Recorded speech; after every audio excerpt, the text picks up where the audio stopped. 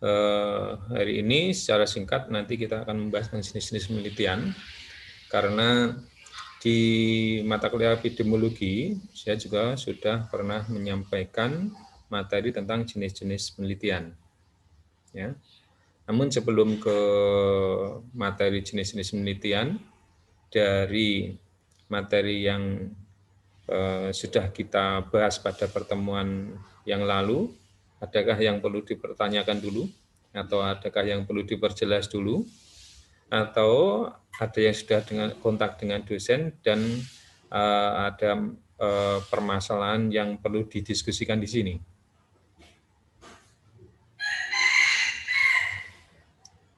Adakah?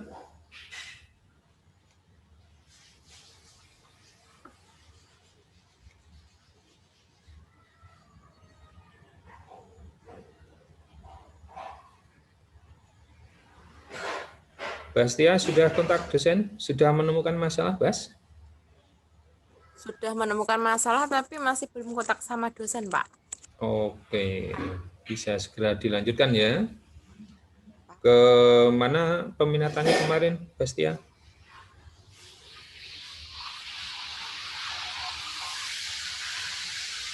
Yang pertama gizi masyarakat, yang kedua gizi. Tapi yang lebih memberatkan gizi masyarakat, insya Allah, Pak. Antara dua pilihan. Memberatkan atau diprioritaskan? Masih diberatkan. Yang diprioritaskan. Tapi kalau gizi klinik juga bagus. Gizi masyarakat Iya, juga bagus, Pak. ya, memang semuanya bagus, gitu. Yang bisa menakar diri sendiri ya, diri sendiri. Nanti saya lebih kemana gitu. Artinya sih sebenarnya secara egois gitu ya, kita sudah bisa mulai untuk mengatakan diri kita ya, kita pinginnya ahli kemana begitu.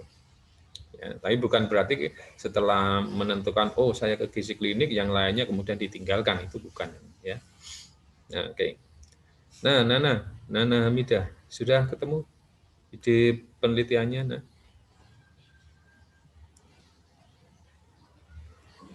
Kalau masalahnya udah tapi belum konsul ke dosennya, Pak. Oke. Bukan konsul ya, sharing meminta pendapat saja gitu. Jangan konsul dulu karena belum ditunjuk sebagai pembimbing ya. Iya, Oke. Pak. Sally, mana Sally? Gimana Sel? Sudah menemukan idenya?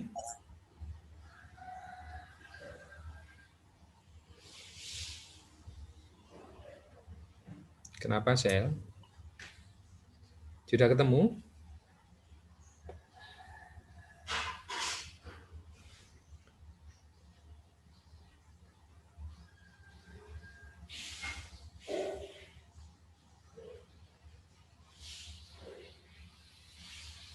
Belum ketemu Sel? Oke. Ya, paling tidak teman-teman memang sudah harus segera ya memfokuskan diri untuk menemukan ide penelitian atau masalah penelitian ya. Itu harus segera ya supaya materi kita nanti ya tidak tertumpuk-tumpuk dan saudara bisa mengikutinya terus-menerus gitu. Ya, oke. Baik. Pada pertemuan yang lalu saya sampaikan bahwa langkah pertama di dalam mulai menyusun sebuah proposal itu bukan menentukan sebuah judul. Kalau saya kemarin membaginya menjadi 10 atau 11 tahapan di dalam pembuatan proposal ya, mulai membuat proposal itu kalau tidak salah itu masuk pada langkah ke-8 ya untuk membuat judulnya itu ya. Nah, kenapa ya tidak ditentukan pada awal mulai membuat proposal judul itu? Karena saya katakan kemarin bahwa judul itu ya di dalamnya sudah harus masuk metode yang akan dikembangkan di dalam melakukan penelitian. Dengan kata lain bahwa apabila kita membaca sebuah judul, ya, judul penelitian, itu di dalamnya sudah tergambar metode yang akan digunakan di dalam melakukan penelitian. Ya. Nah, dengan kata lain, gitu ya, dengan kata lain bahwa seseorang apabila membaca sebuah judul itu secara tertulis dalam judul itu sudah bisa ditentukan metode yang akan dikembangkan adalah ini, gitu. Nah, secara umum metode itu ya, kalau di dalam judul, ya di dalam judul itu sudah terlihat dari kata awal itu sudah bisa terlihat, ya, kata awal yang dipakai. Misal, ya dalam judul itu kata awal yang dipakai adalah gambaran, gitu ya. Gambaran kejadian stunting, misalkan. Ya. Nah, metodenya sudah tertulis di situ, yaitu gambaran, gambaran. Gitu. Dan ada lagi hubungan antara aktivitas fisik dengan status gizi.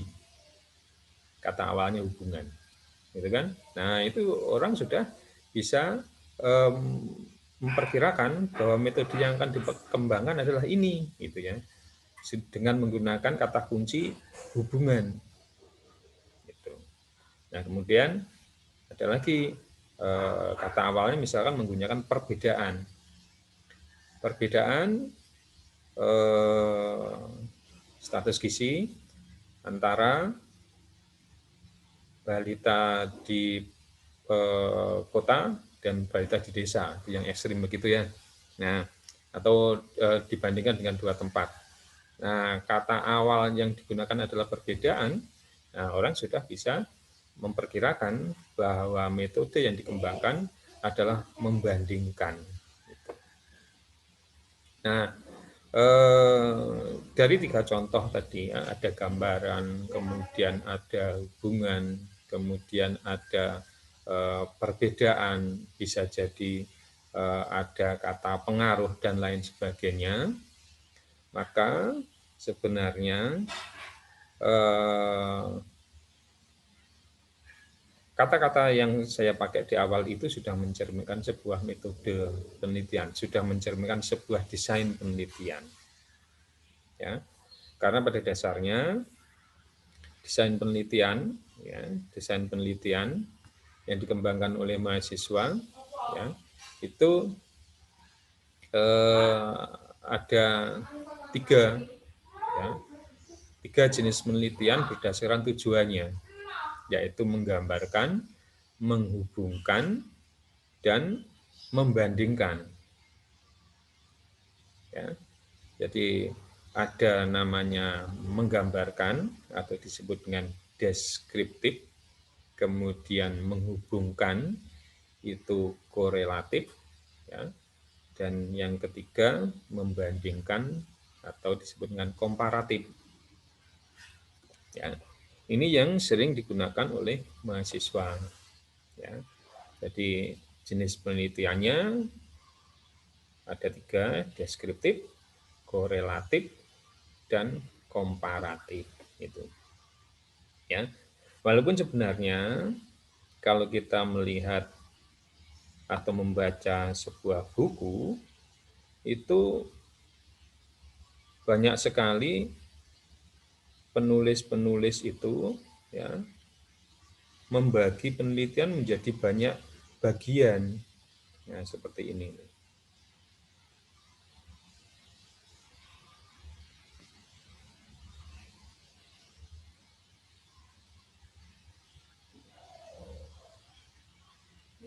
Nah, ya. Ini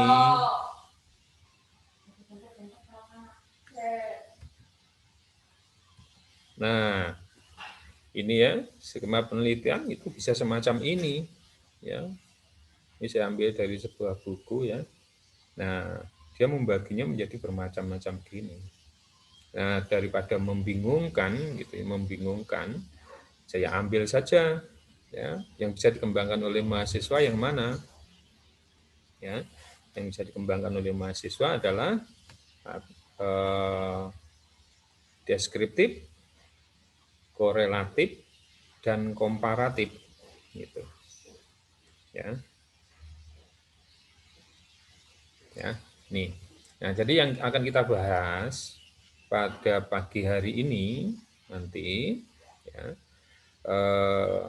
penelitian atau jenis penelitian yaitu penelitian deskriptif, korelatif, dan komparatif. Begitu. Itu berdasarkan tujuannya. Ya. Tapi apabila saudara masih ingat dengan materi epidemiologi, desain penelitian dalam epidemiologi, ya, saya menuliskan di situ bahwa jenis penelitian itu ada 2. Masih ingat itu? Jenis penelitian ada 2. Ya, penelitian apa itu? Ada yang masih ingat?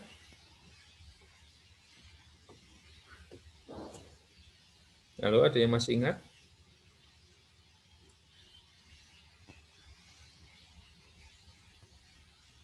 Deskriptif, Hmm, analitik. deskriptif analitik. Ya, saya membaginya menjadi 2, yaitu penelitian observasional dan penelitian eksperimental.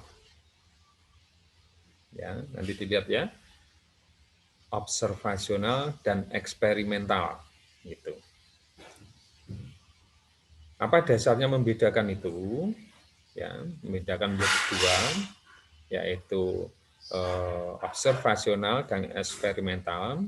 Ini didasari pada kegiatan yang dilakukan oleh peneliti. Apakah peneliti memberikan intervensi atau penanganan kepada sampel, ya, atau peneliti tidak melakukan penanganan kepada sampel. Ya, penanganan itu maksudnya seperti apa? Atau intervensi itu maksudnya seperti apa? Ya, intervensi atau penanganan itu memberikan sesuatu ya kepada sampelnya, memberikan perlakuan kepada sampelnya. Entah itu perlakuannya berbentuk edukasi atau perlakuannya berbentuk benda yang kemudian dimasukkan ke dalam tubuhnya atau tubuh dari sampel itu sehingga bisa membuat kondisi sampel menjadi berubah. Ya. Jadi dasarnya kalau kita membedakan penelitian itu menjadi 2, observasional dan eksperimental, itu didasari dari kegiatan peneliti apakah memberikan perlakuan kepada sampel atau tidak. Kalau peneliti memberikan perlakuan kepada sampel, ya, itu masuk di dalam kelompok eksperimental. Tapi kalau peneliti tidak memberikan perlakuan kepada sampel, itu masuk di dalam observasional. Gitu. Ya. Oke. Nah, yang masuk penelitian observasional itu yang mana? Ya, penelitian observasional itu yang masuk di dalamnya adalah penelitian deskriptif ya, dan penelitian cross seksional itu deskriptif dan cross seksional ya. Nah kemudian yang eksperimental yang mana? Oh banyak sekali eksperimental ya. Eksperimental itu memberikan perlakuan. Nah nanti metode yang dikembangkan banyak ragamnya. Nah nanti kita akan bahas ya. Nah, jadi paling tidak yang pertama yang harus Anda pegang untuk membedakan jenis penelitian itu adalah perlakuan yang diberikan kepada sampel, diberikan atau tidak gitu ya. Kalau tidak memberikan perlakuan itu namanya observasional, kalau memberikan perlakuan itu namanya eksperimental. Itu dulu, itu induknya menurut saya ya. Nah, kalau dikembangkan berikutnya nanti lebih banyak lagi. Ya, termasuk di dalamnya ya ada penelitian Kalau masih ingat ya, penelitian long time. Jadi kalau dibagi menurut waktunya itu ada penelitian short time dan penelitian long time. Ya, penelitian short time itu yang mana? Penelitian short time itu yang saya katakan tadi, yang cross seksional itu. Jadi waktu yang diperlukan untuk melakukan penelitian itu singkat atau lebih pendek. Gitu. Tapi kalau yang long time itu waktu yang diperlukan untuk melakukan penelitian itu waktunya panjang. Gitu. Nah, dari situ saudara harus berpikir ya untuk bisa menyelesaikan pendidikan di D3 Gizi ini ya jangan sampai Anda nanti ya memilih penelitian-penelitian yang waktunya panjang, waktu penelitiannya panjang atau long time ya. Ya. Nah, pilihlah yang short time. Yang short time itu yang mana? Short time itu yang cross seksional. Gitu. Ya. Jadi Anda bisa melakukan pemetaan, oh saya melakukan penelitian karena saya tidak memberikan perlakuan, maka saya pilih yang observasional. Nah, observasional yang mana? Observasional yang short time saja. Yang short time yang mana? Ya, yang short time adalah yang cross seksional. Kenapa cross seksional itu disebut penelitian dengan waktu pendek? Ya, karena sesuai dengan definisinya, penelitian cross seksional itu penelitian yang dilakukan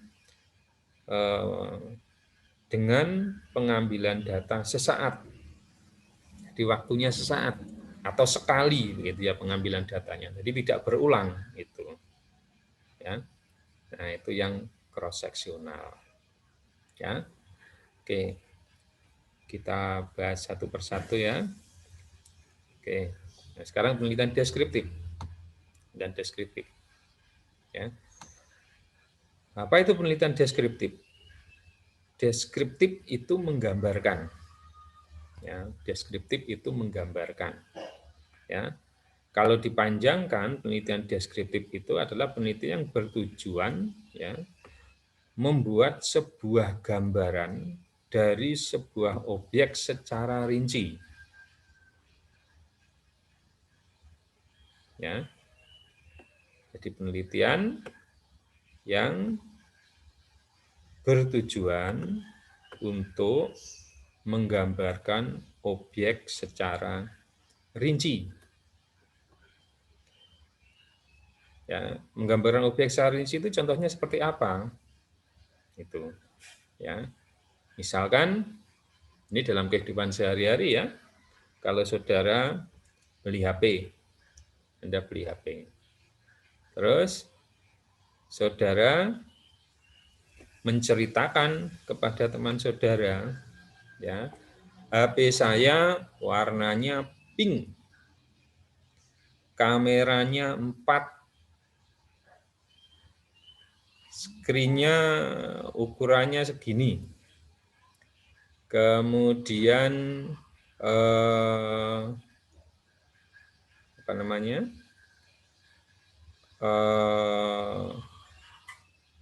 Tebalnya segini. Ya. Dan tambahan lagi keterangan-keterangan secara rinci yang terlihat secara fisik dari HP yang saudara miliki. Nah, dari cerita itu, ya, dari cerita atau gambaran itu, ya, seseorang yang Anda berikan gambaran itu, ya, bisa berimajinasi, bisa tergambarkan dalam pikirannya bahwa HP itu adalah seperti ini, nah gitu. Tanpa melihat HP-nya secara langsung. Ya. Jadi Anda mengungkapkan ciri-ciri dari HP itu secara fisik, maka orang akan bisa ya menggambarkan dalam pikirannya bahwa HP itu bentuknya seperti ini.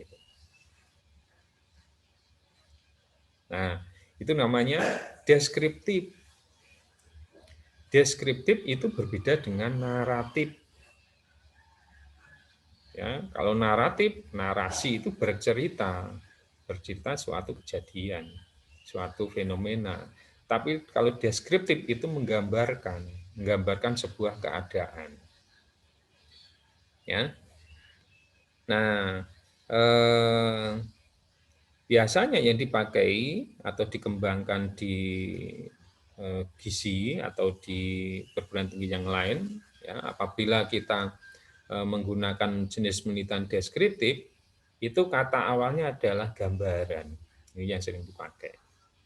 Ya, gambaran begitu ya. Jadi saya katakan kalau itu gambaran berarti ciri khas ya atau menjadi keyword bahwa ini adalah penelitian deskriptif. Ya. Nah, kemudian apa yang harus terjawab dalam penelitian deskriptif ini? Antara lain adalah siapa, kapan, di mana. Bisa dilanjutkan dengan bagaimana. Ya. Jadi siapa? Jadi kalau misalkan saudara itu mengambil sebuah judul, gambaran status gizi ibu hamil, gitu ya, gambaran status gizi ibu hamil, gitu, ya, primi gravida trimester 1. Ini salah satu contoh judul ya. Nah, siapa yang dilakukan deskripsi, siapa yang dilakukan penggambaran, ya itu ibu hamil primi gravida trimester 1. Kapan? Nah, ini yang belum ada di sini. Kapan? Kapan itu menunjukkan waktu. Ya, kapan penelitian dilakukan? Ya, makanya kemudian judul ini ditambah lagi. Gambaran status gizi ibu hamil primi gravida trimester 1, ya, ditambahi dengan waktunya, misalkan tahun 2021. Nah, kapannya sudah terjawab. Kemudian di mana, gitu ya, di mana, gitu. Di mana ini menunjukkan tempat. Ya, lokasi penelitiannya di mana. Ya. Nah, ini paling tidak sudah muncul. Jadi kalau saya katakan di awal tadi bahwa dari judul itu sudah terlihat sebuah metode yang dikembangkan di dalam penelitian. Itu sudah nampak dari judul ini. Ya. Nah, penelitian deskriptif itu yang umum ya adalah penelitian dilakukan pada satu variabel saja. Ya, seperti ini ya. Gambaran status gizi ibu hamil primi gravida trimester 1. Ya. Variabelnya apa di sini? Ya, variabelnya adalah status gizi. Itu variabelnya adalah status gizi. Ya. Nah, jadi hanya satu variabel. Kemudian ada pertanyaan, apa tidak bisa, Pak, penelitian deskriptif itu lebih dari satu variabel? Jawabnya bisa. Jawabnya bisa. Ya. Nah, kalau penelitian deskriptif dengan dua variabel, bagaimana, Pak? Ya, nah ini ada syaratnya. Kalau penelitian deskriptif itu menggunakan lebih dari satu variabel, maka di dalam melakukan analisa dan pembahasan, ya, di dalam melakukan analisa dan pembahasan, ya, hanya dibatasi pada masing-masing variabel. Ya, jadi kalau variabel satunya adalah misalkan ya ini judulnya untuk yang satu variabel gambaran status gizi ibu hamil dan seterusnya. Kemudian yang dua variabel ya gambaran aktivitas fisik dan status gizi siswa sekolah dasar. Nah, itu kan dua variabel ya. Ya. Gambaran aktivitas fisik dan status gizi. Nah, itu dua variabel ya. Nah, supaya tetap masuk dalam koridornya penelitian deskriptif, maka di dalam melakukan analisa dan pembahasan, ya, maka dua variabel ini tidak boleh dihubungkan. Ya, jadi hanya dilakukan pembahasan status gizinya dan aktivitas fisik. Tidak boleh dihubungkan ya antara dua variabel itu. Ya. Ingat itu ya. Jadi boleh lebih dari satu variabel, tapi dalam melakukan pembahasan, analisa dan pembahasan tidak boleh sampai menghubungkan antar variabel itu. Jadi pembahasannya dipisah. Oke ya, itu catatannya untuk penelitian deskriptif. Ya. Nah, kembali kalau misalkan gambaran status gizi ibu hamil, itu judulnya ya. Nah, kira-kira apa saja yang harus ada di dalamnya? Ya, tentunya hanya data-data, ya, data-data yang terkait, tetapi tidak boleh dihubungkan ya, yang terkait dengan keadaan status gizi ibu hamil. Misalkan, ya, antropometrinya bagaimana, gitu ya, data usianya bagaimana, data apa namanya, umur kehamilannya berapa. Nah, itu yang terkait dengan ibu hamil primigravida, trimester 1. Primigravida itu berarti anak pertama ya, kehamilan pertama ya. Kehamilan pertama. Ya, kehamilan pertama trimester 1 berarti 3 bulan pertama. Ya.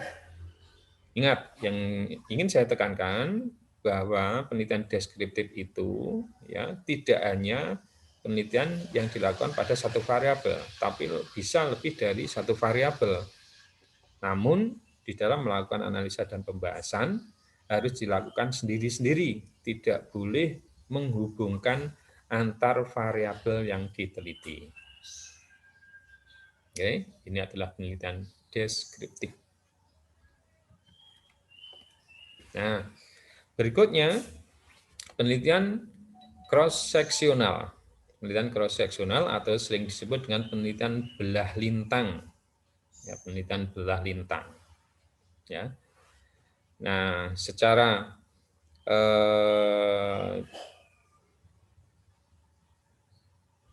arti ya di dalam buku ditetapkan bahwa penelitian cross-seksional itu adalah penelitian yang pengambilan datanya dilakukan dalam satu titik waktu, snapshot, atau sekali begitu ya, atau sekali. Ya. Nah, kalau penelitiannya dua variabel, ini bisa satu variabel, bisa dua variabel maksudnya. Ya, kalau penelitian satu variabel seperti tadi ya, gambaran gambaran status gizi ibu primigravida tadi, berarti kan pengambilan datanya cukup sekali. Ya. Nah, kemudian kalau datanya atau variabelnya dua, ya seperti tadi aktivitas fisik dan status gizi, gitu ya. Apakah ini masih masuk dalam cross-seksional? Ya, karena penelitiannya atau pengambilan datanya tidak bisa dilakukan dalam satu waktu yang sama, gitu. Aktivitas fisiknya dilakukan pendataan, status gizinya dilakukan pendataan. Misalkan perlu waktu sampai 5 hari atau 1 minggu. Apakah ini masih masuk di dalam cross-seksional? Ya, jawabnya masih, gitu ya, masih dalam rentang waktu tertentu dan pengambilan datanya dilakukan sesaat, hanya satu kali saja. Nah, itu namanya cross-seksional. Ya. Nah, ini saya katakan tadi masuk di dalam kelompok short time. Kenapa? Dilakukan dalam waktu yang singkat. Ya. Kenapa dilakukan dalam waktu yang singkat? Karena pengambilan datanya hanya dilakukan sekali saja. Tidak perlu pengulangan pengambilan data. Itulah yang disebut dengan short time. Ya. Nah, dalam bukunya salah satu profesor dari UNS ya, Profesor Bisma Murty, ini penelitian cross-seksional itu terbagi menjadi dua. Ada namanya cross-seksional titik dan cross-seksional retrospektif. Gitu. Cross-seksional titik dan cross-seksional retrospektif. Nih, ya, cross-seksional titik dan cross-seksional retrospektif. Ya. Nah, apa bedanya? Ya, cross-seksional titik itu apabila kita melakukan penelitian dua variabel, data dari dua variabel itu dikumpulkan dalam waktu yang bersamaan. Bersamaan itu tidak mesti 1 hari, 2 hari gitu ya. Ya. Asalkan tidak sampai satuan bulan, satuan tahun, nah itu masih masuk dalam cross-seksional gitu. Artinya variabel yang diamati tidak sampai mengalami perubahan nanti. Gitu. Ya, ini namanya cross-seksional titik atau cross-sectional point gitu menyebutnya. Nah, bedanya apa dengan cross-sectional retrospektif? Kalau cross-sectional retrospektif itu, ya, apabila kita melakukan penelitian dua variabel, ya, variabel 1 diambil pada saat sekarang, variabel 2 diambil dari data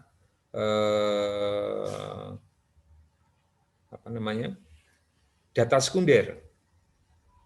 Ya, jadi kalau kita bicara tentang data, ada data primer, ada data sekunder ya. Nah, data primernya itu kita ambil sekarang, ya variabel satunya misalkan data primer itu kita ambil sekarang, variabel 2-nya itu data sekunder, data yang telah lalu. Ya, jadi variabel satunya itu diambil sekarang, variabel 2-nya menggunakan data sekunder yang telah lalu. Nah, itu cross-sectional retrospektif. Kira-kira teman-teman tergambarkan nggak cross-sectional retrospektif itu temanya atau judulnya kira-kira seperti apa?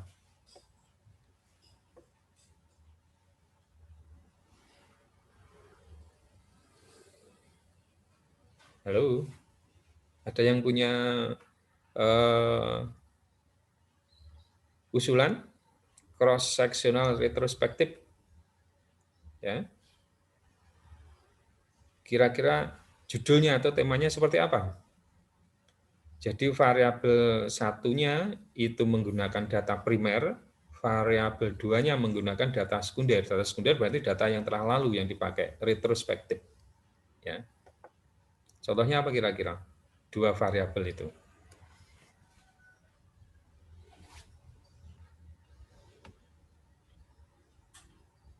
Halo, ada yang punya ide? Sharon, ada ide, Ren? Sharon?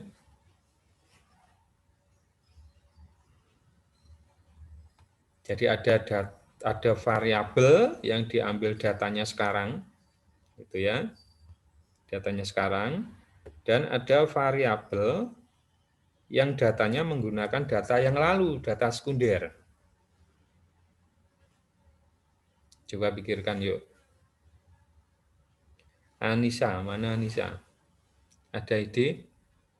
Coba tetapkan satu variabel yang diukur sekarang dulu. Nis, Anissa. Tetapkan satu variabel dulu yang diukur sekarang.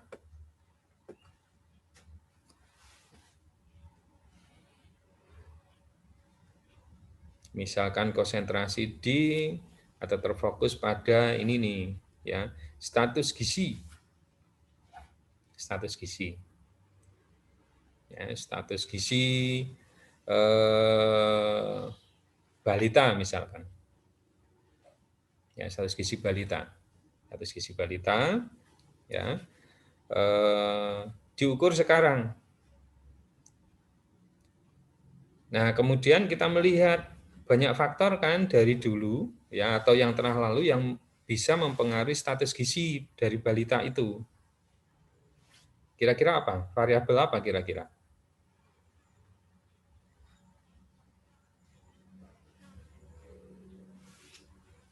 Kalau di disederhanakan begini. Oh, sekarang anak ini gemuk gitu ya. Sekarang anak ini gemuk. Kira-kira variabel apa yang lalu yang bisa mempengaruhi anak ini menjadi gemuk? Apa kira-kira? Asupan makanannya ya, Pak. Gimana? Gimana, Nis? Asupan makanan. Asupan makanan ketika Masih kecil. iya, bisa juga kan? Bisa juga begini. Ini ya. Status gizinya diukur sekarang ya. Kemudian mau dilihat riwayat pemberian ASI-nya, begitu ya misalkan ya. Dulu pemberian ASI-nya seperti apa, gitu loh. Ya, diberi ASI atau tidak, gitu kan? Nah, diberi ASI atau tidak, itu datanya kan sudah lewat itu, sudah lewat. Ya, sudah lewat. Ya, datanya sudah lewat atau datanya adalah data sekunder. Dari mana data sekunder itu? Pemberian ASI itu bisa dilihat di apa namanya? Buku merah muda, ya, buku merah muda miliknya para balita itu loh. Pernah lihat? Ya, kemajuan pertumbuhan dari balita itu, ya, atau kartu sehat balita ya. Nah, itu kan semuanya tercantum di situ. Ya, apakah dia diberi ASI, kapan diberi ASI, dan lain sebagainya kan. Nah, itu adalah data sekunder yang bisa kita ambil, yang bisa kita gunakan sebagai salah satu variabel yang kita teliti. Nah, begitu ya. Jadi kalau kita melakukan penelitian dengan dua variabel, variabel satunya menggunakan data primer kita ambil sekarang, dan variabel duanya kita menggunakan data sekunder, data yang telah lalu, ya, itulah namanya cross sectional retrospektif. Gitu. Ya. Ini berbeda, kalau Anda ingat loh ya, ini berbeda dengan namanya penelitian kohort. Kohort sama, kohort retrospektif juga gitu ya. Tapi mulainya itu berbeda. Ya. Jadi kalau cross sectional retrospektif itu ya kita tetapkan, sekarang kita meneliti, data primer kita ambil yang saya variabel 1 data primernya kita ambil sekarang, kemudian variabel 2 kita memanfaatkan data sekunder. Begitu. Ya.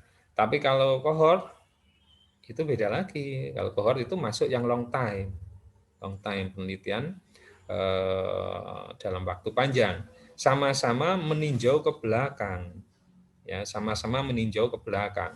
Tetapi ya proses penelitiannya memang benar-benar dilakukan sebelum ada sebuah dampak kepada sampel. Nah, nanti bisa dilihat ya apa bedanya dengan kohort. Gitu. Oke, kita kembali lagi ke cross seksional. Nah, saya menyarankan ya tadi di awal bahwa saudara-saudara ini waktu penelitiannya kan pendek. Waktu penelitiannya kan pendek ya nantinya. Nah, maka silakan fokus ya. Jangan menggunakan penelitian yang long time, gunakan penelitian yang short time. Ya. Salah satunya adalah penelitian cross seksional. Ya. Nah,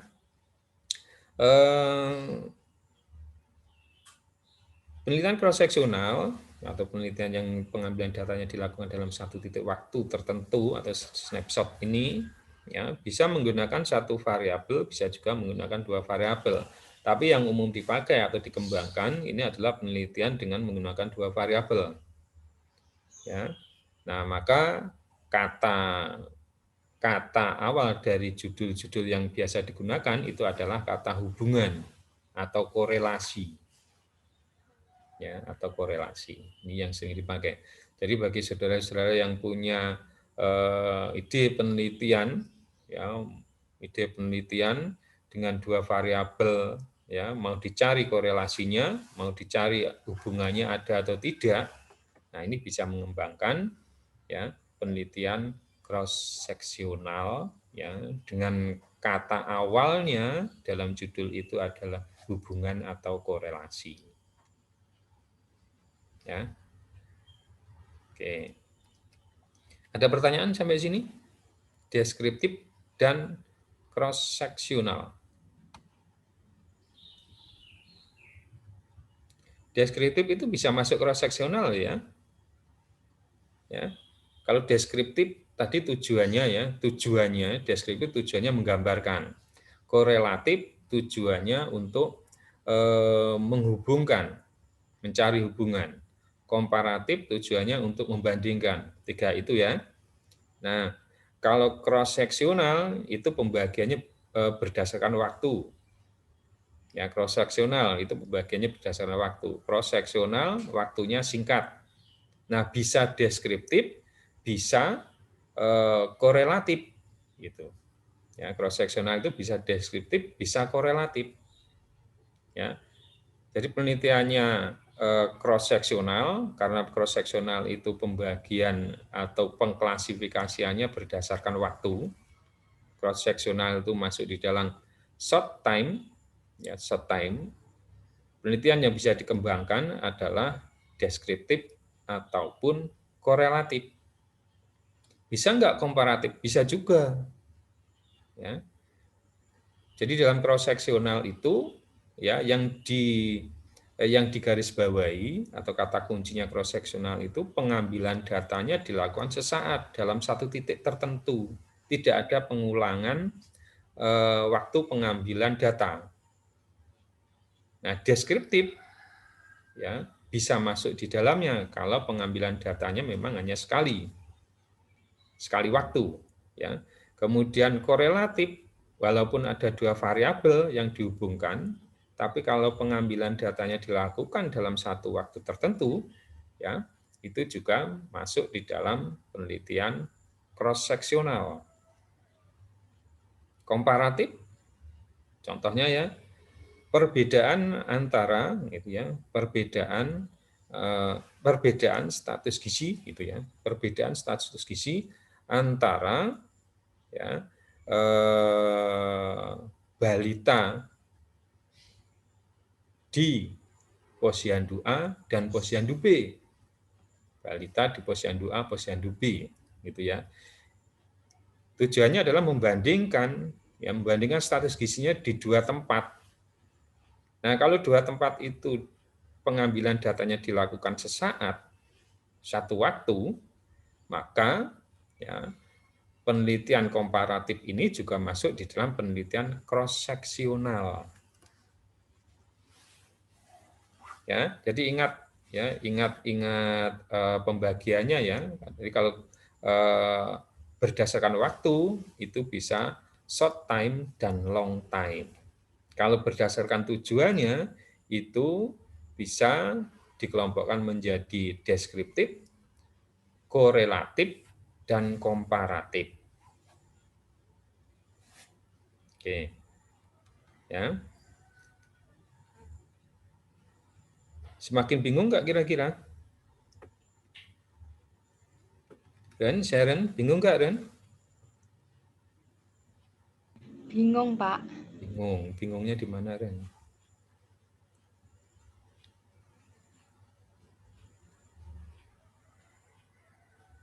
Bingungnya tidak bisa diungkapkan dengan kata-kata, ya, Ren, ya. Ellen Iya. masih bingung, Len? Ellen? Bingung, Pak. Mana bingungnya?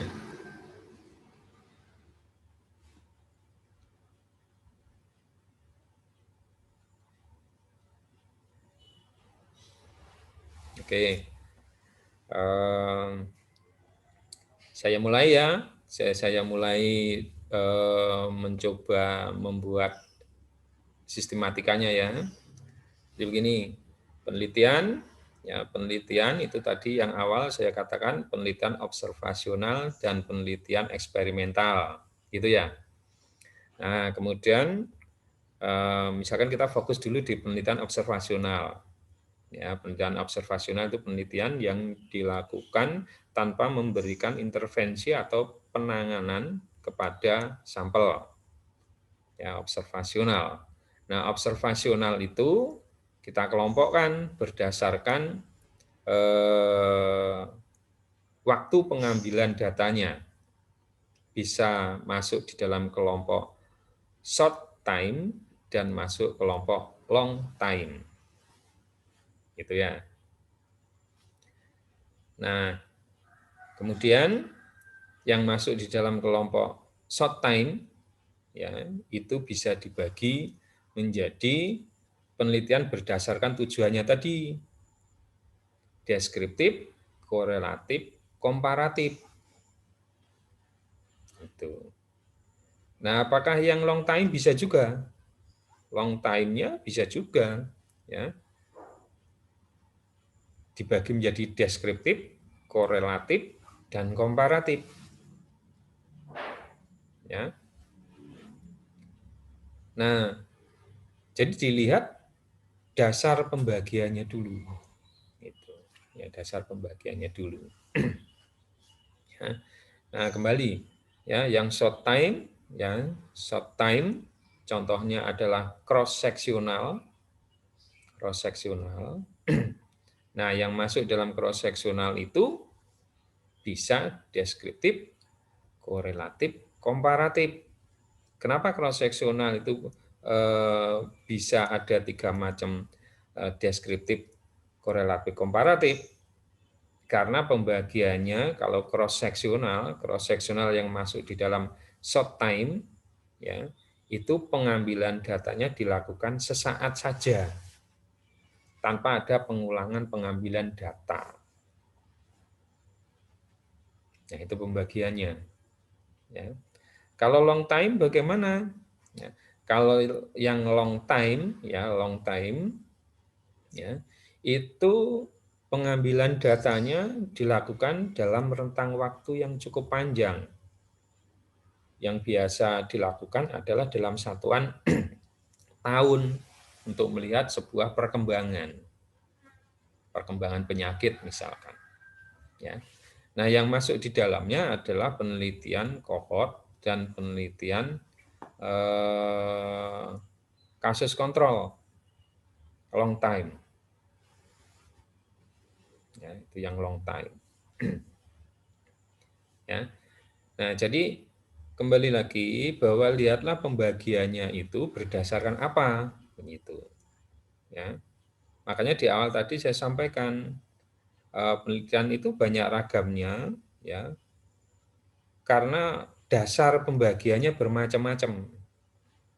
Ada yang berdasarkan tujuannya, ada yang berdasarkan waktu pengambilan datanya, ada yang berdasarkan jenis datanya, gitu ya, dan yang lainnya. Nah, kan kalau saya gambarkan tadi banyak sekali ya, banyak sekali jenis penelitian itu. Nah, makanya supaya tidak bingung, gitu ya, saya hanya mengambil beberapa saja yang nanti bisa dikembangkan untuk melakukan untuk penulisan pembuatan proposal dan bisa dilakukan penelitian, dilanjutkan untuk melakukan penelitian untuk menyelesaikan karya ilmiah. Gitu. Oke deh, nanti diulang-ulang lagi ya. Nah, itu yang cross seksional. Ya. Jadi teman-teman yang punya ide penelitian itu akan menghubungkan dua variabel, ya, yang datanya diambil sesaat atau satu kali pengambilan data, nanti bisa mengembangkan jenis penelitian cross seksional. Ya, apakah cross seksional titik atau retrospektif. Kalau dua variabel itu diambil datanya bersama-sama, data primer, ya, maka masuknya di dalam cross seksional titik. Tapi kalau dua variabel itu, satu variabel menggunakan data primer dan satu variabel menggunakan data sekunder, data yang telah lalu, maka masuknya di dalam cross-sectional retrospektif. Ya. Nah, ini. Nah, mestinya kalau saudara sudah mulai untuk menetapkan sebuah ide penelitian atau masalah, ini sudah mulai bisa tergambarkan. Gitu loh. Saudara mau kemana?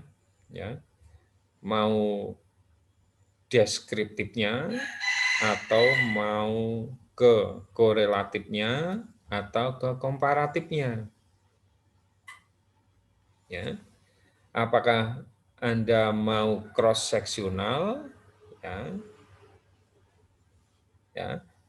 yang masuk dalam short time, atau Anda mau memakai yang long time. Tapi tadi saya sarankan, jangan sampai Anda masuk ke dalam long time. Anda nanti nggak lulus-lulus jadinya. Gitu. Ya. Masuklah yang short time. Ya, yang short time yang mana? Ya yang cross-seksional ini. Kalau penelitiannya adalah penelitian observasional.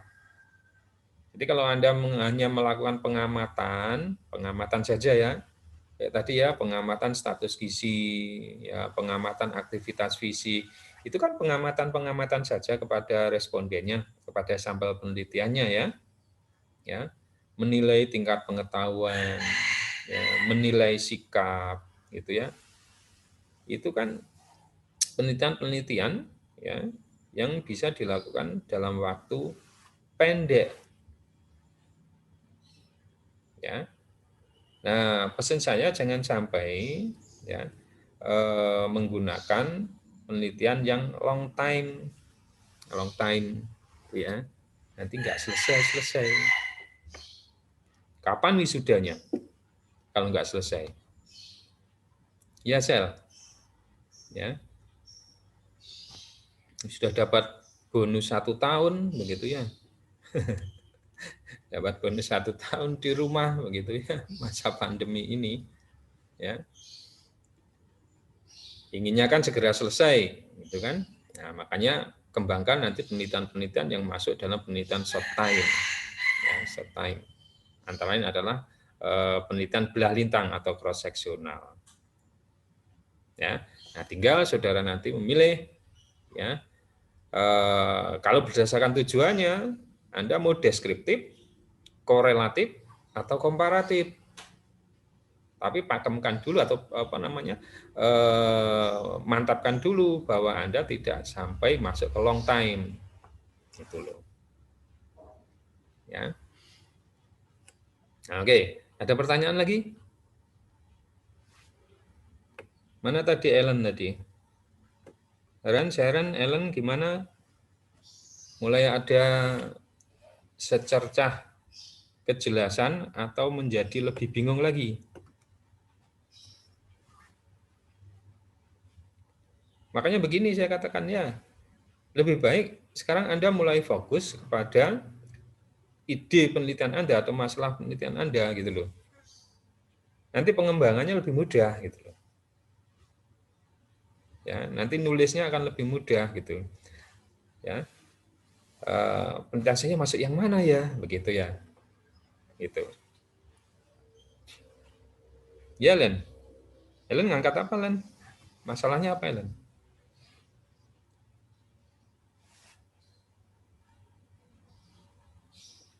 Ellen?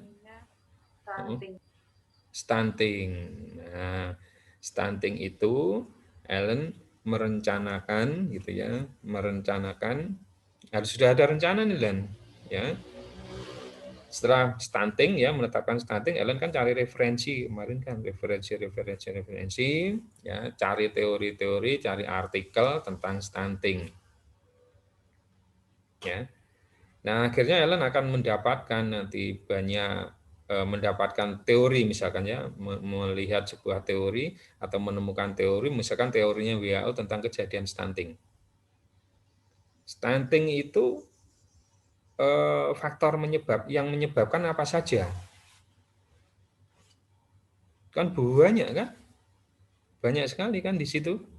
Sudah nemu enggak? Sudah nemu teori stunting dari WHO itu. Kalau di epidemiologi, dia itu ya dikembangkan dengan teori jaring. Jadi diuraikan berbagai macam faktor yang ikut mempengaruhi kejadian stunting. Gitu. Nah, Ellen bisa melihatnya di situ faktor-faktornya ya. Misalkan asupan, kemudian bisa jadi ASI, gitu kan? ASI, ya terutama yang berhubungan dengan gizi loh ya. Pemberian ASI, gitu ya, pemberian asupannya, kemudian cara mengasuh dan lain sebagainya. Nah, itu kan bisa diambil itu ya. Jangan terlalu banyak variabel kalau saya menyarankan ya. Ambil saja 2 variabel kalau Anda mau penelitian cross-seksional dengan tujuan mengkorelasikan atau menghubungkan. Gitu caranya ya. Makanya saya katakan di pertemuan yang lalu itu, banyak dosen yang memulai untuk berdiskusi dengan mahasiswa ya untuk mendapatkan ide penelitian itu dengan mengurai dulu dasar teorinya seperti apa. Ellen ke stunting misalkan, Ellen segera mencari referensi-referensi atau artikel ya yang berhubungan dengan stunting. Cari teori bakunya dulu, misalkan ambil dari WHO, ya, ambil dari WHO, ya. Seperti apakah teori stunting menurut WHO? Cari dulu semacam itu. Ya, ini jangan berdiam diri. Ini kalau tidak segera diaplikasikan, Anda akan lupa, dan akhirnya hanya jadi waste gitu ya, jadi sampah saja nantinya ya. Jadi setahap gini, coba langsung diaplikasikan. Gitu, ya. Ini saya sedang menginisiasi variabel-variabel ya sebenarnya dari contoh-contoh judul itu. Ya. Nah itu makanya segera untuk mencari literatur, mencari referensi-referensi yang terkait dengan ide yang akan Anda kembangkan. Gitu. Ya. Coba saya tanya lagi nih, siapa yang belum tersentuh nih?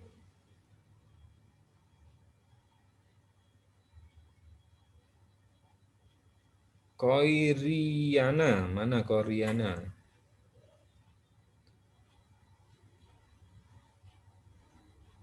Masih adakah di sini? Iya, Riana. Pak. Riana sudah menemukan masalah, mendapatkan ide untuk penelitian? Sudah. Sudah. Idenya apa? Iya. Mau stunting, Pak. Stunting sama ya, stunting sama. Boleh enggak tadi Ellen stunting ini stunting sama? Boleh saja. Kenapa boleh? Kan nanti variabel atau subvariabel yang dikembangkan kan bisa berbeda. Misalkan tadi Ellen ambil ASI-nya, kemudian Riana ini ambil cara asuhnya, ya. Ada lagi misalkan Cikita mana Cikita? Cikita mana Cikita? Cikita masih ikut di sini? Mana nih? Oh, enggak nampak nih.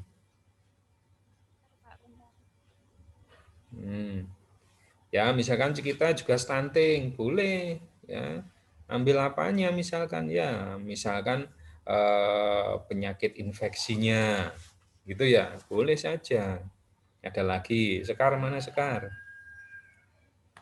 Sekar mana Sekar? Masih ikut di sini?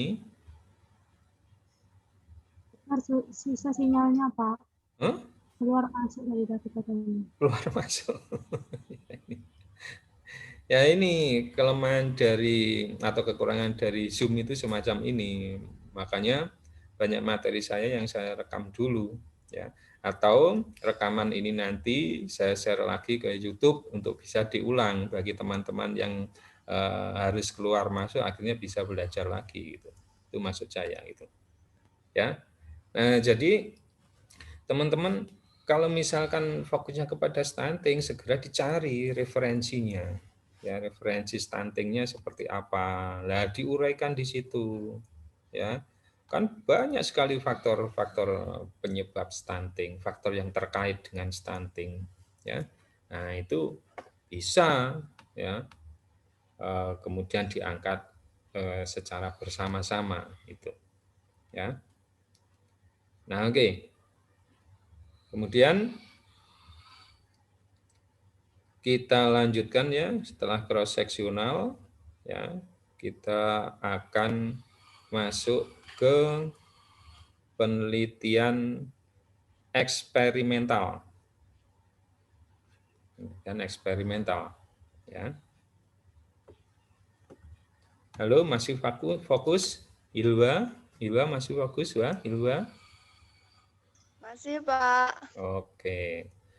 Coba Hil, tadi kan sudah saya sampaikan di awal, bagaimana membedakan penelitian observasional dan eksperimental.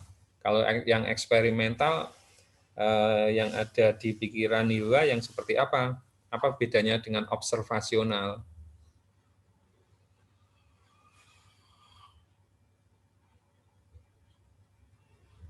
Yang eksperimental itu apa itu? Yang menggunakan apa? Menggunakan sampel. Sedangkan observasional itu tidak menggunakan sampel. Riana, gimana pendapatnya Hilwa tadi? Koi Riana, Iya, Pak. bagaimana pendapatnya Hilwa tadi? Setuju nggak? Setuju. Setuju. Wah, ini sama berarti ya. Sama nyerapnya ini. Rizky, mana Rizky? Rizky Putri. Ini sudah dua pendapat sama. Rizky Putri. Iya, Pak. Ki, coba kemukakan apa perbedaan antara observasional dan eksperimental.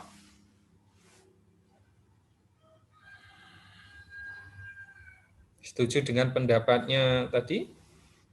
Hilwa sama Riana tadi? Iya, Pak. Iya. Kenapa bisa setuju dengan pendapatnya berdua itu? Kalau observasi tidak menggunakan sampel, kalau eksperimental menggunakan sampel, begitu tadi katanya. Setuju kah? Iya, iya karena kan menyesuaikan keadaannya, Pak. Kalau misalnya bisa dengan sampel, bisa dikondisikan dengan sampel. Kalau tidak kan kita lebih ke apa tuh observasinya. Ya, keliru ya, sama-sama keliru ya. Fokusnya bukan pada sampelnya.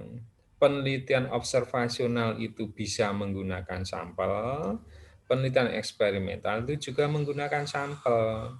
Tapi yang membedakan bukan menggunakan dan tidak menggunakan sampel.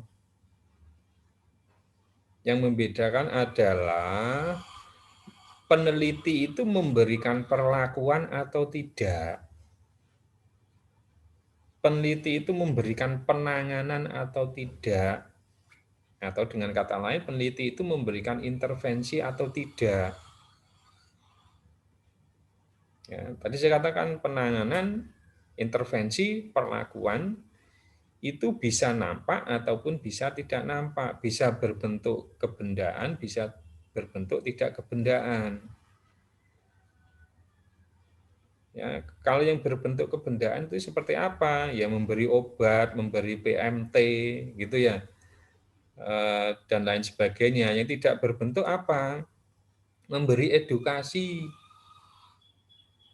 ya, memberi edukasi, ya, memberikan penyuluhan, gitu loh, ya.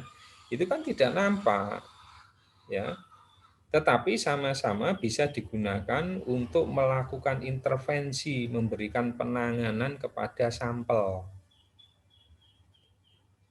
Nah, eksperimental itu adalah penelitian di mana peneliti itu memberikan intervensi atau penanganan atau perlakuan kepada sampel.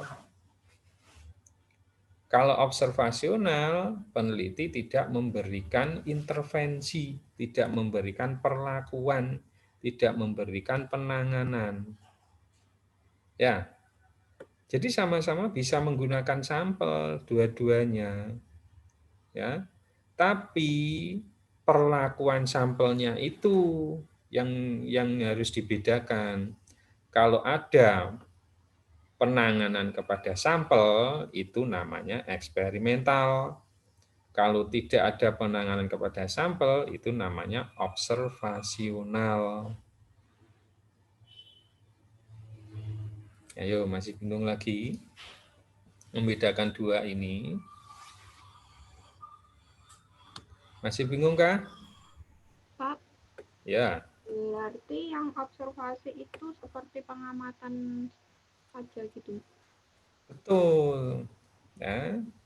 Jadi karena observasional itu tidak memberikan perlakuan apapun, tidak memberi edukasi, tidak memberi PMT, tidak memberi barang apapun, tidak beri obat dan lain sebagainya, tidak diberi barang apapun begitu ya. Ya. Tapi hanya melakukan pengamatan saja. Observasional itu kan bahasanya sama diartikan sebagai pengamatan kan? Observasi itu kan mengamati. Mengamati itu tidak sama dengan melihat, tidak sama dengan mengintip. Ya, observasi itu pengamatan yang dilakukan secara terstruktur. Itu observasi. Ya. Jadi tidak hanya sekedar melihat, tapi kalau observasi itu akan lebih mendalam. Ya. Nah, itu namanya observasi, pengamatan. Ya. Tapi kalau misalkan saudara itu ya memberikan makanan tambahan, itu bukan observasi. Ya. Misalnya judulnya begini, kalau observasi itu ya, misalkan ini dua variabel ya. Hubungan status hubungan aktivitas fisik dengan status gizi.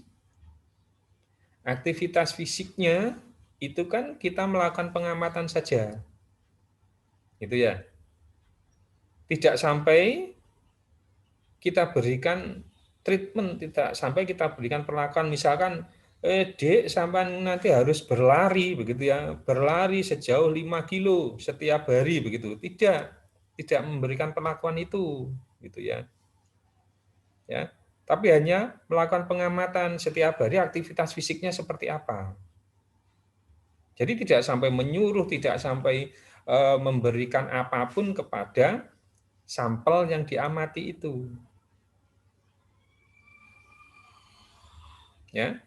Itu namanya melakukan observasi. Nah, status gizinya juga begitu. Jadi hanya mengukur status gizinya seperti apa. Mengukur antropometrinya seperti apa, kemudian dianalisa status gizinya seperti apa. Kita tidak memberikan penanganan apapun. Nah, itu maksudnya observasi. Tapi kalau kemudian di dalamnya itu, ya, oh ini status gizinya kok ketemunya jelek, kemudian Anda berikan makanan tambahan kepada dia. Nah, itu sudah tidak lagi observasi. Anda beri makanan tambahan, kemudian Anda lihat lagi status gizinya, nah itu sudah masuk di dalam eksperimen. Ada gambaran? Ada lagi misalkan nih, ada apa namanya, pemberian FA, anemi ya, untuk mencegah terjadinya anemi ada pembagian kapsul FA. Ya. Nah, Anda ambil, misalkan judulnya adalah perbedaan kadar Hb, gitu ya, perbedaan kadar Hb. Ya, perbedaan kadar Hb antara siswa SMA dengan siswa SMK misalkan. Ya, kadar Hb. Ya, perbedaan kadar Hb. Nah, kalau Anda mengembangkan yang observasional, maka Anda cukup melakukan pengamatan kadar Hb yang ada di sekolah, di SMA, dan kadar Hb yang ada di SMK. Itu kemudian dibandingkan datanya. Nah, itu namanya observasional. Nah, kalau eksperimental bagaimana? Kalau eksperimental, misalkan ya, si yang di SMA itu tidak diberi FE, yang di SMK diberi FE. Ya, jadi yang SMA tidak diberi FE, dicek kadar Hb-nya berapa. Kemudian yang SMK diberi FE, dicek kadar Hb-nya berapa. Nah, itu masuk di dalam penelitian eksperimental. Kenapa? Karena saudara memberikan penanganan, memberikan treatment, memberikan perlakuan berupa pemberian tablet FE, walaupun hanya pada satu kelompok, yaitu di SMK-nya saja. Nah, itu contoh eksperimental. Gimana? Ada masalah lagi?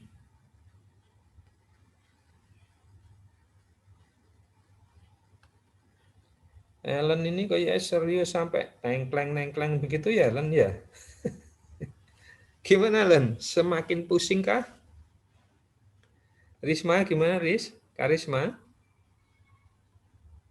Bisa bedakan observasional dan eksperimental? Betul, Pak. Ya. Jadi bukan sampelnya loh ya, tapi penanganan kepada sampelnya. Ya, perlakuan. Ada nggak perlakuannya? Kalau tidak ada perlakuan apapun kepada sampel, hanya melakukan pengamatan saja, itu masuknya observasional.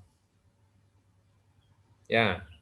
Tapi kalau memberikan perlakuan, ya, bukan hanya mengobservasi, misalkan diberi tadi ya, diberi tablet FE, diberi stimulasi berupa edukasi, atau Anda memberikan brosur gitu ya, brosur ditinggal, itu juga sudah eksperimental.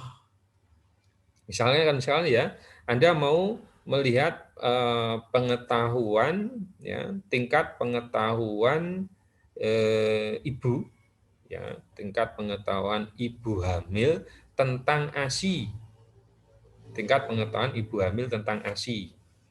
Ya.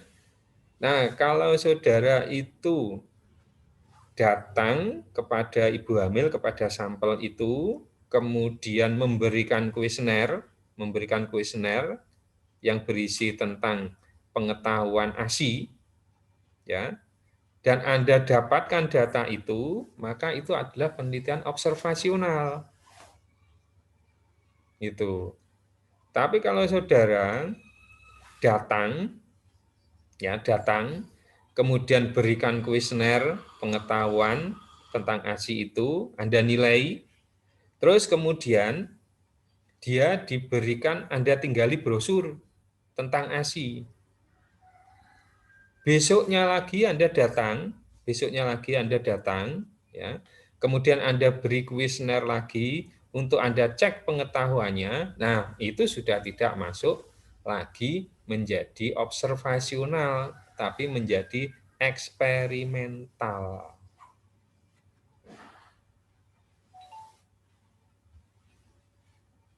Oke, semakin mantapkah, Sharon? Halo, Sharon. Iya, Pak. Bisa bedakan ya, Ren ya? Iya. Ya, iyanya kok loyo ngono, Ren. Ya. Nah, begitu ya. Jadi membedakan observasional dan eksperimental semacam itu. Ya. Nah, oke. Nah, di dalam eksperimental itu pengembangannya banyak sekali, atau pendekatan di dalam penelitian eksperimental itu banyak sekali. Ya. Nah, ini ya. Istilah-istilah yang ada di dalam penelitian eksperimental, ya, penelitian eksperimental, ya. Antara lain adalah ada namanya kelompok kontrol dan kelompok perlakuan. Ya, kelompok kontrol dan kelompok perlakuan. Ya, kelompok kontrol dan kelompok perlakuan. Ya. Ada lagi istilah namanya randomisasi. Ada lagi namanya matching, gitu. Ini istilah-istilah yang sering dipakai dalam penelitian-penelitian eksperimental, ya. Ini ada kelompok kontrol, ada kelompok perlakuan, ya. Kemudian ada istilah randomisasi, ada istilah matching. Apa ini? Ya. Nah, kelompok kontrol, ya, itu adalah kelompok pembanding. Kelompok kontrol itu adalah kelompok pembanding. Jadi kalau Anda ingin membandingkan seperti tadi ya, perbandingan kadar Hb antara SMK dan SMA. Ya. Nah, yang SMK, yang SMA itu tidak diberikan tablet Fe, yang SMK diberi tablet Fe. Gitu ya. Nah, maka yang jadi kelompok kontrol itu adalah SMK. SMA yang tidak diberi Fe itu masuknya kelompok kontrol sebagai kelompok pembanding.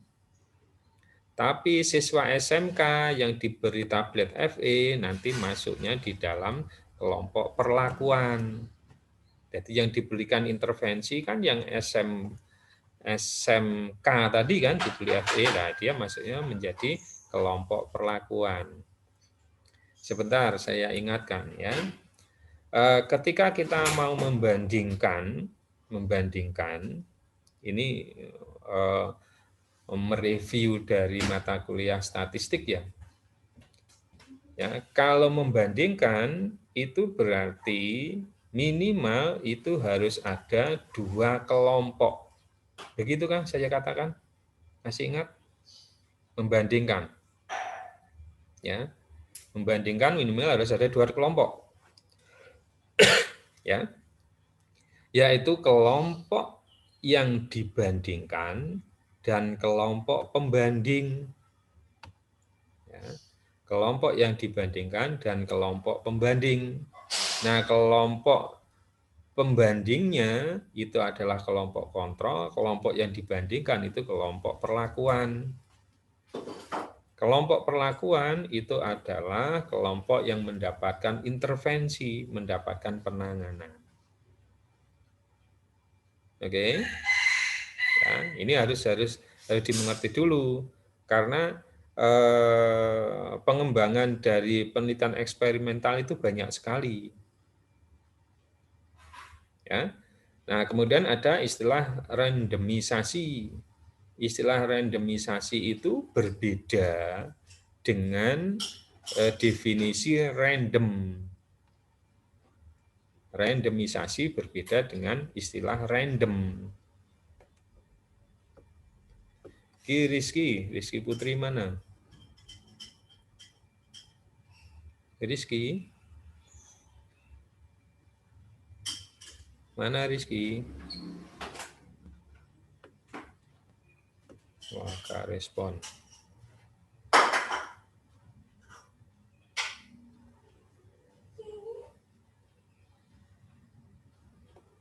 Aufa mana? Salwa. Iya, Pak. Masih ingat apa itu random?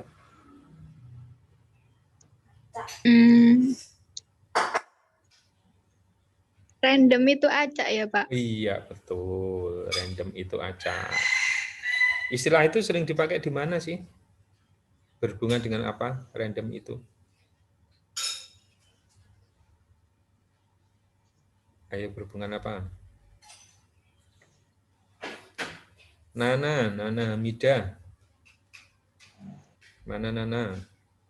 Iya, Pak. Ketika kita berbicara tentang random, itu biasanya kita sedang membicarakan apa? Random. Acak. Kalau di statistik, berhubungan dengan apa biasanya kalau kita pakai random? Pakai acak gitu. Mungkin, Pak. Iya, betul. Sampel, pengambilan sampel. Ya. Jadi kalau sampelnya diambil secara random, berarti sampelnya diambil secara acak.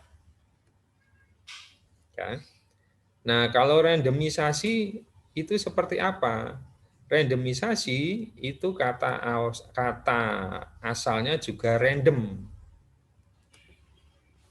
Ya, juga random. Nah, tapi artinya ya tidak seperti random yang dilakukan pengambilan sampel yang dilakukan secara acak. Nah, kalau randomisasi itu adalah pemilihan kelompok yang secara acak. Jadi kalau saya gambarkan begini, ya, ini ada kelompok kontrol, gitu ya, ada kelompok kontrol, ini ada kelompok perlakuan, gitu ya, kelompok kontrol, kelompok perlakuan. Misalkan kita penelitian dalam satu kelas ya, mahasiswa gizi semester 4. Ya, kita mau eksperimen, kemudian satu kelas itu harus masuk ya sebagian atau ada yang masuk kelompok kontrol, ada yang masuk kelompok perlakuan. Kalau tadi hubungannya dengan FE, kelompok kontrolnya nanti tidak diberi FE, kelompok perlakuannya diberi FE. Ya. Nah, kemudian tadi satu kelas misalkan, ini satu kelas ada berapa nih? 30, Pak. 30 ya, 30 ya. Kita punya 30 satu kelas. Nah, 30 itu yang masuk kelompok kontrol siapa, yang masuk perlakuan siapa, yang masuk kelompok perlakuan siapa. Nah, itu dilakukan secara acak. Dilakukan secara acak. Ya. Nah, dilakukan secara acak, kemudian ada yang masuk ke kelompok perlakuan, ini ya, kelompok kontrol, ini 15. Nah, ini 15. Kemudian yang masuk kelompok perlakuan, ini juga 15. Gini. Nah, penentuan 15 ini, penentuan 15 orang masuk kelompok kontrol dan 15 orang masuk kelompok perlakuan itu dilakukan secara random, secara acak. Nah, itulah yang disebut dengan randomisasi. Ya. Jadi 15 itu siapa? 15 itu dilakukan secara acak. Masuk ke kelompok kontrol. Jadi ada 15 ya. Ya, karena 15 ini sudah diambil secara random masuk ke kelompok kontrol, maka sisanya itu dimasukkan ke kelompok perlakuan. Nah, pembagian pada dua kelompok inilah yang disebut dengan randomisasi. Oke, bisa diterima?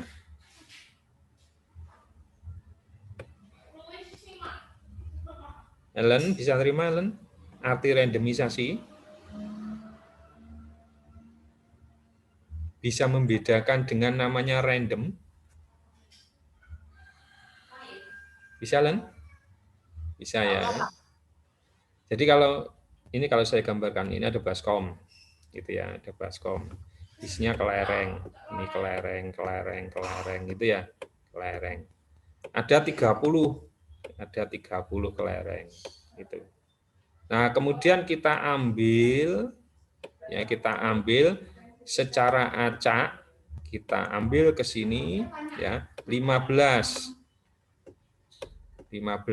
secara acak. Lah inilah namanya random. Ini namanya random 15 ini. Ya. Tapi kalau di sini kan berbeda. Kita punya 30 ya. Punya 30, kemudian kita ambil secara acak 15 orang masuk ke kelompok kontrol, 15 masuk ke kelompok perlakuan. Nah, inilah yang disebut dengan randomisasi. Ini randomisasi, kalau ini random. Bisa Sally? Bisa membedakan sel? Randomisasi dan random, gitu ya. Oke. Wah, waktunya habis nih. Pak, berarti itu tetap satu populasi, Pak? Tetap satu populasi, ya. Bisa tetap satu populasi, bisa juga tidak. Yang ditekankan di sini, kalau random, ya itu mengambil secara acak. Kalau randomisasi, itu menempatkan sampel pada dua kelompok secara random, gitu, secara random. Ya, ini bisa kita bilang nih sampelnya saja nih, ini sampel, ini juga sampel, tapi sampel besar gitu ya. Ya, ini sampel. Ya, nanti akan bisa membedakan ya nanti berikutnya kapan ini dikatakan sampel, ini kapan dikatakan ini populasi begitu ya. Ya. Yang penting di sini. Ini 30 harus masuk dalam dua kelompok, Nah, membaginya ya ke dalam dua kelompok ini dilakukan secara random, yaitu namanya randomisasi. Ya. Tapi kalau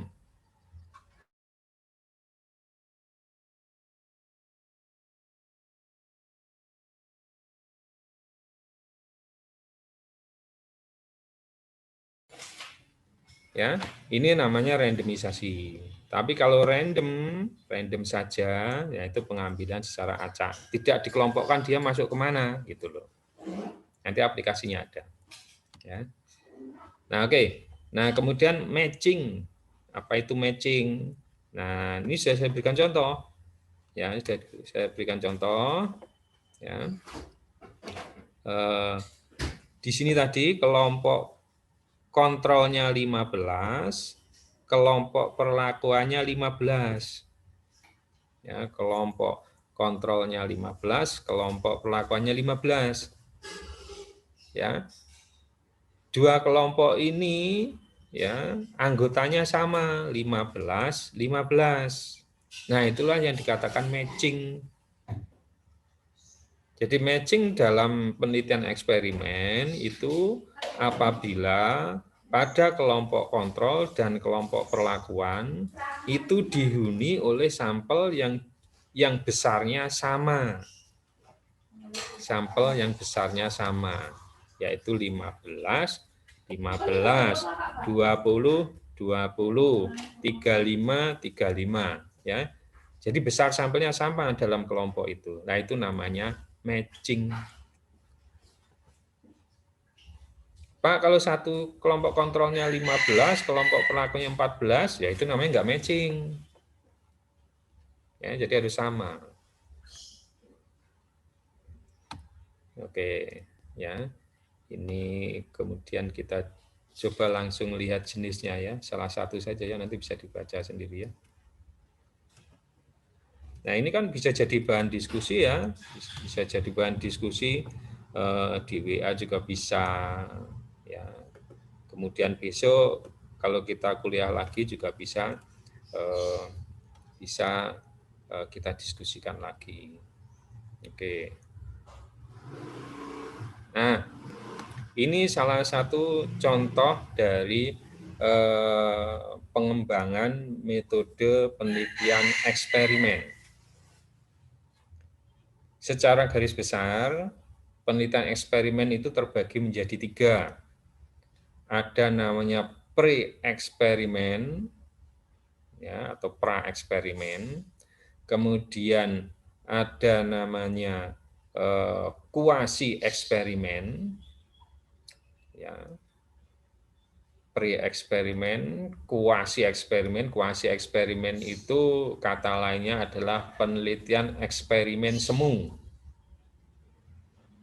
Kemudian yang ketiga, true eksperimen, atau disebut dengan penelitian eksperimen murni. Ya.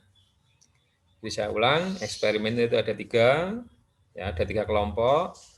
Pra-eksperimen, ya, atau pre-eksperimen, kemudian kuasi-eksperimen atau eksperimen semu, dan true eksperimen atau eksperimen murni.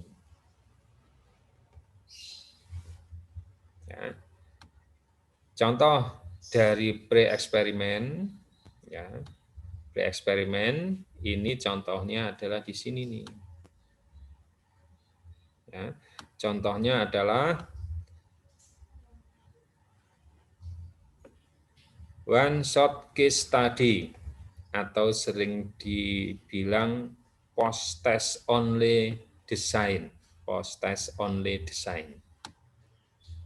Nah, kalau digambarkan skemanya semacam ini. Ya, kalau digambarkan skemanya semacam ini. Ya.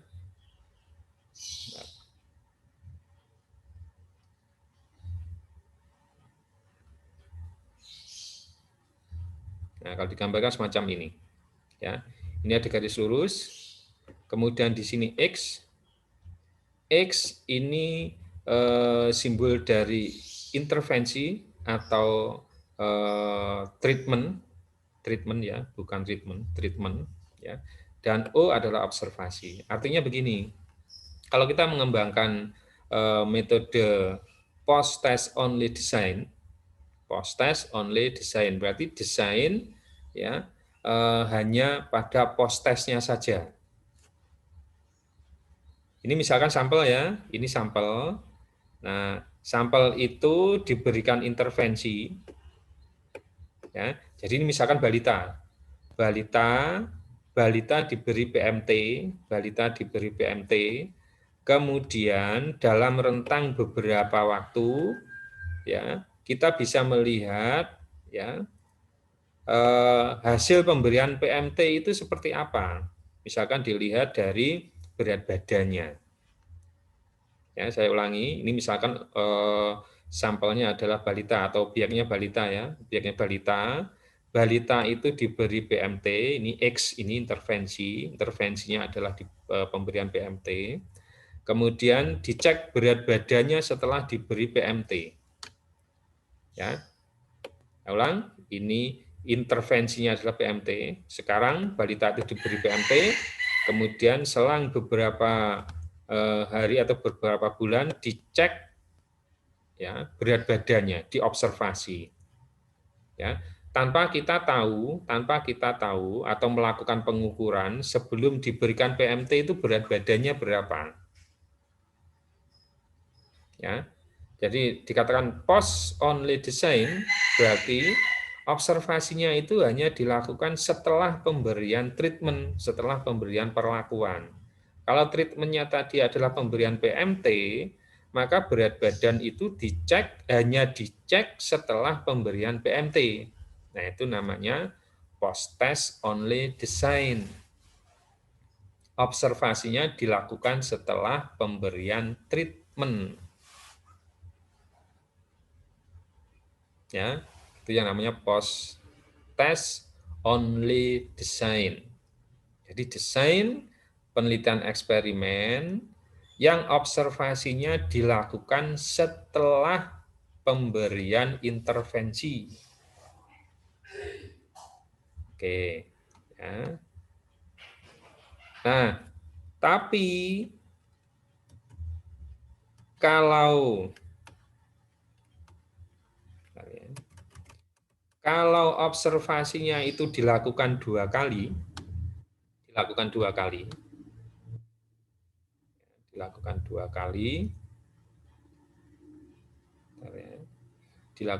kali, yaitu sebelum diberikan PMT dan setelah diberikan PMT, itu bukan lagi menjadi post-test only design. Jadi gambarnya berubah begini nanti. Ya, berubah jadi begini. Nah, ini di sini ada. Nah, ya. Ini O, ini observasi. Ini udah berbeda loh ya. Ini disebut dengan O1, ini disebut dengan O2. O2-nya bukan oksigen, ya, O2 ya O2. O1 ini adalah observasi 1, ya, observasi 1. Kemudian O2 ini observasi 2. X ini tetap eksperimen, tetap intervensi. Nah, artinya di sini bahwa penelitian dilakukan dengan cara mengobservasi sebelum diberi intervensi dan mengobservasi setelah diberi intervensi. Maka kalau yang dikembangkan semacam ini, ya, eksperimennya bukan lagi post-test only design, tapi berubah menjadi ini yang sering dipakai ya,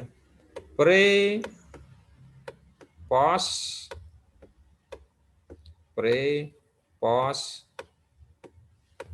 design,